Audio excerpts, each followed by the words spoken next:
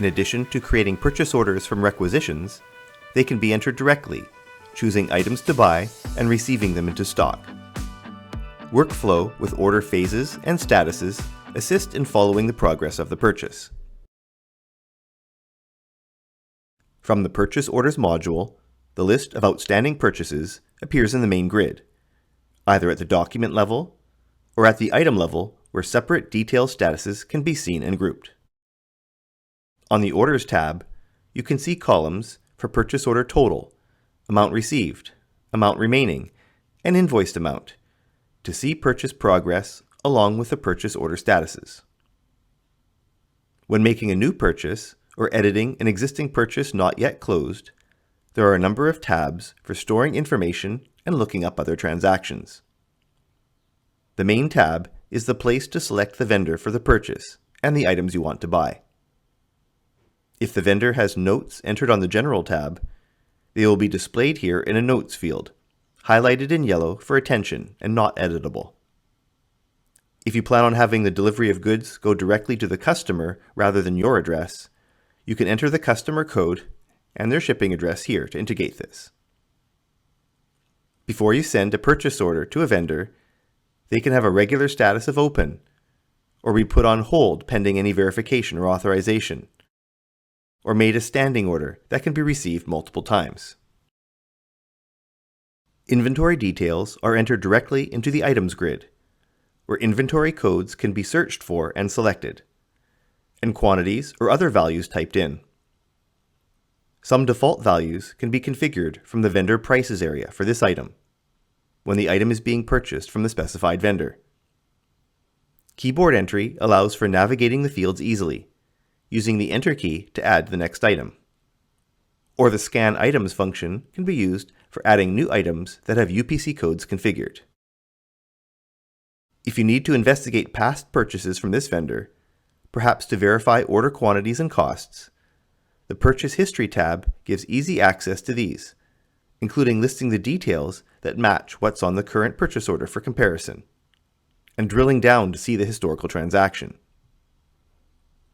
Other tabs that display information to assist in decision-making for the purchase are the Sales History tab, to see how well the items on this purchase order have been selling.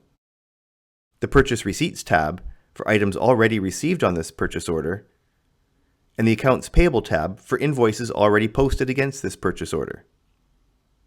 The Job tab allows you to set a job and account value if you are purchasing for a job rather than for stock. Spire has multiple ways for assisting with workflow when tracking the progress of purchase orders, controlled by user security for appropriate access. One way is by using customizable phases to indicate what stage the purchase is at, either for approval or for entry status, or whatever else you might need. You define what the different phases and sequence are. When a purchase reaches a new phase, you can choose to either manually select it in the Order Details area or increment it from the Next Phase button. Anytime a phase is changed, the time and user are tracked and viewed on the Phase tab. Another set of workflow statuses provide access to functions and processes. An open purchase order would be issued to indicate the entry is complete. If any ordered quantities are less than the vendor minimum, you will be warned about this to give you a chance to make a correction.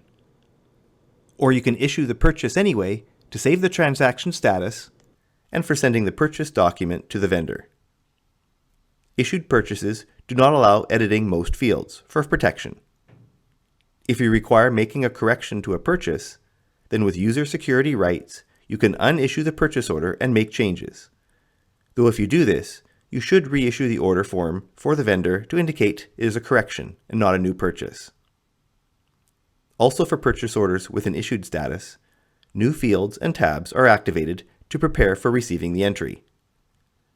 In the Items grid, the Receive Quantity column is available for manually entering values. Or use the Receiving button to set all items with the full quantity received, or reset to 0. If UPC codes have been assigned to these items, from the Receive Order tab, you can scan the barcodes for received inventory and increment the received quantity. After all the inventory received values have been entered, the Receive button is used to update the database on-hand quantities and set the purchase order status to received. If the vendor invoice was provided along with the shipment, it can be entered now. Otherwise, it could be entered later when it comes, using the Invoice button. And a general ledger transaction is posted to the accrued purchases account instead of the accounts payable account. When entering the invoice, if the amount was different than expected, it can be changed here, along with any freight amount not previously known, which can be included in the landed cost if a company setting is enabled. Include other invoice information, and then the transaction can be posted, which creates an accounts payable invoice and a general ledger transaction that posts to the accounts payable account. If the purchase order was fully received, it can be closed immediately after invoicing, moving the purchase order to purchase history.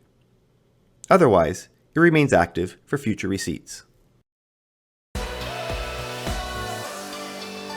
If you would like more information about Spire accounting, access the link in the description below to our homepage. Read the online manual help for additional assistance. Watch more videos from this playlist.